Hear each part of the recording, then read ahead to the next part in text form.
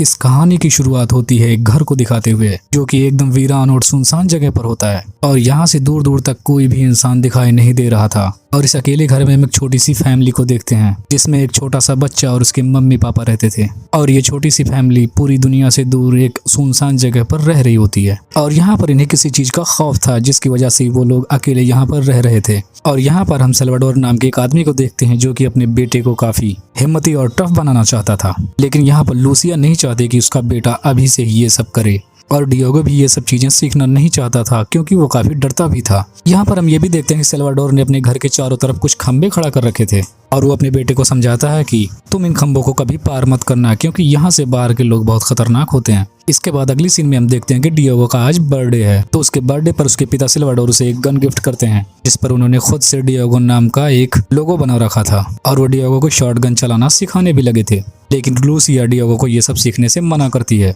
और वो डियोगो को अपना गिफ्ट देती है। लूसिया का गिफ्ट जब वो बच्चा देखता है तो वो एक एनालॉग टेलीफोन होता है। इसका मजा तो आपने भी कभी न कभी जरूर लिया होगा। और डियोगो इस गिफ्ट को पाकर फौरन अपनी माँ के साथ ये गेम खेलने लगता है, जिसमें ये दोनों आपस में एक दूसरे से सवाल करते हैं। इसके बाद हम रात का सीन देखते हैं, जब लूसिया अपने बेटे को एक कहानी सुना रही होती है। तभी एल्वाडोर अचानक से ही अपने बच्चे को अपनी कहानी सुनाने लगता है और लूसिया के लाख मना करने के बाद भी सल्वाडोर अपने बच्चे को बताता है कि हमारी दुनिया से बाहर एक खतरनाक क्रिएचर है, जो कि बहुत ही ज्यादा खतरनाक है और वो उन्हीं को अपना शिकार बनाता है जो उससे डरते हैं। और वो बताता है कि ये क्रिएचर लगभग एक शैतान की तरह दिखता है, जिसकी आंखें तो नहीं है पर वो सब कुछ देख लेता है और उसे जो डरपोक लगता है वो धीरे धीरे उसके करीब आता जाता है। और वो अपने बेटे को बताता है कि ये सारी बातें सच हैं। और सल्वाडोर अपने बेटे को और कुछ भी बता पाते, लेकिन लूसिया उसे वहां पर रोक देती है और डियोगो को सोने के लिए भेज देती है। अगले सीन में हम सल्वाडोर और डियोगो को बाहर देखते हैं और इन्हें घर के बगल से बहती हुई एक नदी दिखाई देती है, जिसमें एक नाव बहती हुई इनके घर के करीब तक आ चुकी थी। सल्वाडोर फौरन अपना गन लेकर आता है और जब वो आकर नाव में देखता है तो उसे वहाँ पर एक इंसान दिखाई देता है, जो कि बहुत ही ज्यादा जख्मी होता है। और इस इंसान को देखने के बाद ऐसा लग रहा था कि मानो इसने खुद से ही खुद को चोट पहुंचा लिया हो। तब सल्वाडोर इस आदमी को फौरन ही लेकर अपने घर में चला जाता है और इसको मरहम पट्टी करने लगता है और थोड़ी ही देर बाद यह इंसान होश में आ जाता है। और जब ये होश में आता है तो अचानक से ही सल्वाडोर के घर में चला जाता है, यहाँ पर लूसिया और उसका बेटा होता है और उन्हें वो देखकर बाहर वेस्टलैंड की तरफ इशारा करता है, जहाँ पर कुछ भी नहीं था। इसके बाद डियोगो वहीं पर रखी हुई एक गन उठाता है और उस आदमी के हेड में डायरेक्टली शूट कर देता है, जिससे वो वहीं पर मर जाता है। तब सल्वाडोर फौरन लूसिया के साथ मिलकर अपने घर को साफ करने लगता है। जब वे सफाई कर रहे होते हैं उसी दौरान इन्हें इसी आदमी के परिवार की एक फोटो मिलती है। इसको देखने के बाद सल्वाडोर डिसाइड करता है कि इस आदमी की लाश को वह इसके परिवार तक पहुंचा कर रहेगा।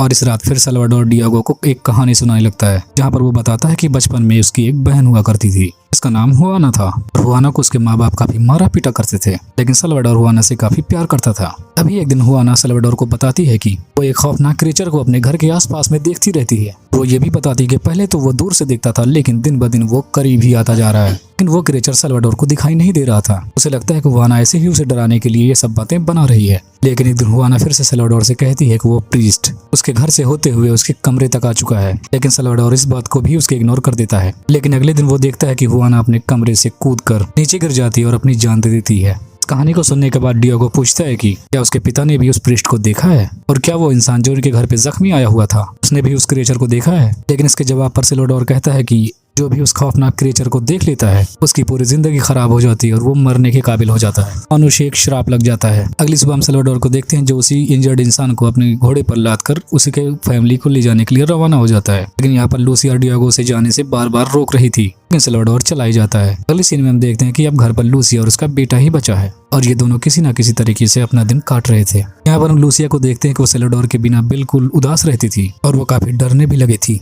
एक रात हम देखते हैं कि जब लूसिया अपने बेटे के साथ उसी टेलीफोन से बात कर रही होती है तो अचानक लूसिया चिल्लाती है और अपने बेटे को अंदर आने को कहती है और वो फौरन अपना गन उठाती है और कहती है कि वहाँ दूर पर कोई तो है, जबकि वहाँ पर कोई भी नहीं होता। इसके बाद हम देखते हैं जब डियोगो सो रहा होता है तो उसे सल्वाडोर की बहन हुआना का सपना आता है, इसमें वो देखता है कि वो खिड़की से कूदकर अपनी जान दे रही है। और हम देखते हैं कि इस रात काफी तेज बारिश और बिजली चमक रही थी, इसकी वजह से ये दोनों सो नहीं पा रहे थे। और हम यहाँ पर देखते हैं कि लूसिया काफी डिस्टर्ब भी थी। अचानक लूसिया को यहाँ पर फिर से कोई दूर खड़ा दिखाई देने लगता है और वो फौरन गन उठा लेती है और वो घर के अंदर से ही उस चीज को शूट करना शुरू कर देती है। इसके बाद ये दोनों डरते हुए सो जाते हैं। अगली सुबह जब ये उठकर बाहर आते हैं तो इन्हें पता चलता है कि तेज हवाओं की वजह से इनकी पूरी फसल खराब हो चुकी है, इसीलिए इन्हें अब रैबिट्स को मारकर खाना होगा। यहाँ पर हम देखते हैं कि डियोगो अपने रैबिट से काफी अटैच था और वो उनसे अकेले में बातें भी करता था। और इसी वजह से डिएगो उन्हें मारना नहीं चाहता था। लेकिन लूसिया फाइनली डिएगो से ही एक रैबिट को चुनवाती है कि उसे कौन सा पहले मारना है और उसे मारकर तुरंत ही पका देती है। इसके बाद समय गुजरता गया और लूसिया को बार बार कोई न कोई दिखाई देने लगा था और वो क्रिएचर धीरे धीरे लूसिया के करीब ही आता जा रहा था। कभी कभी तो इनके घर के दरवाजे को नॉक भी करने लगा था। तब लूसिया गन लेकर घर से बाहर ही निकलकर शूट करने लगती है, लेकिन उसे वहां पर कोई नहीं मिलता। और लूसिया का मानना था कि उसने एक क्रिएचर को बहुत ही पास से देखा है जिसको उसने शूट भी किया, लेकिन उस क्रिएचर को कुछ नहीं हो रहा था। इसके बाद एक रात हम इनके घर के सामने एक सामान देखते हैं जो कि सल्वाडोर का होता है, लेकिन वो खून से सना होता है। यहाँ पर डिएगो को लगता है कि उसके पिता आ गए हैं, लेकिन उसके पिता वहाँ पर नहीं होते। यहाँ पर लूसिया को लग जाता है कि उसके हस्बैंड मारे गए हैं और उसे अब घर में चुपचाप अंदर सुनकर ही रहना होगा। तब लूसिया पूरे घर को एकदम सील कर देती है और डिएगो अपने रैबिट्स को लेकर घर में आ जाता है और अगली सवार लूसिया डिएगो को चाकू चलाना सिखाने लगती है ताकि वो खुद के बचाव में कुछ भी कर सके। समय के साथ साथ लूसिया काफी डरपोक होती जा रही थी और अब उसे लगने लगा था कि वो क्रिएचर उनके छत के ऊपर है और वो पागलों की तरह बार बार इधर उधर शूट करने लग रही थी। इसकी वजह से इनके पास सिर्फ 2 ही बुलेट्स बचती हैं। तब लूसिया इनमें से एक बुलेट ऐसे ही हवा में शूट कर देती है। डिएगो से ये कहकर रोक लेता है कि अब उसके पास सिर्फ एक ही गोली बची है। तब डिएगो चुपके से गन उठाता और उनमें से वो गोली निकाल लेता है, लेकिन तभी लूसिया उसे पकड़ लेती है, जिसकी वजह से डिएगो को अपने कमरे का दरवाजा बंद करके उसी में छुप जाना पड़ता है। यहाँ पर लूसिया एकदम अजीब हो चुकी थी और वो उसकी बिहेवियर बिल्कुल बदल चुका था और वो स्टिन टेलीफोन से पता नहीं किससे बातें करने लगी थी। इसके बाद वो खुद को फांसी लगाने लगती है और यहाँ पर मौके से ही डिएगो आ जाता है और वो कैसे भी करके लूसिया को नीचे उतारता है। और यहाँ पर डिएगो को पता चल जाता है कि उसकी माँ बदल चुकी है, इसीलिए वो अपनी माँ को ले जाकर बेड में बांध देता है। तब डिएगो मजबूर हो जाता है और खुद से अपने रैबिट्स को मार देता है और उसे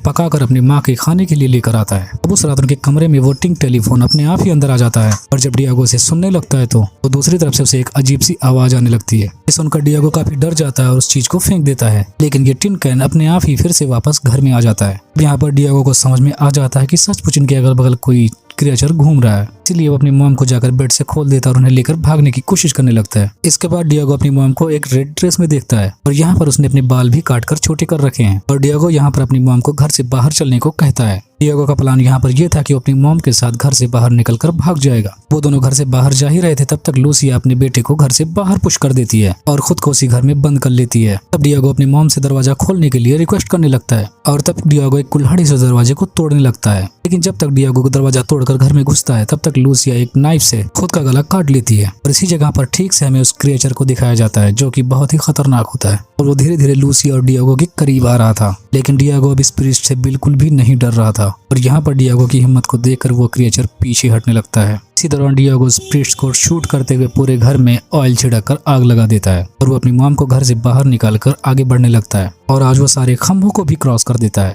डिएगो अपनी मॉम को लेकर एक नदी के किनारे पहुंच जाता है, लेकिन तब तक उसकी मॉम मर चुकी थी और यहाँ पर डिएगो अपनी मॉम को उसी पानी में तैरा देता है और हम यहाँ पर देखते हैं डिएगो को फिर से वही क्रिएचर दिखाई देता है, लेकिन डिएगो को इससे कोई फर्क नहीं पड़ता और वो अपने रास्ते फिर से निकल जाता है। और इसी के साथ ये मूवी यहीं पर खत्म हो जाती है।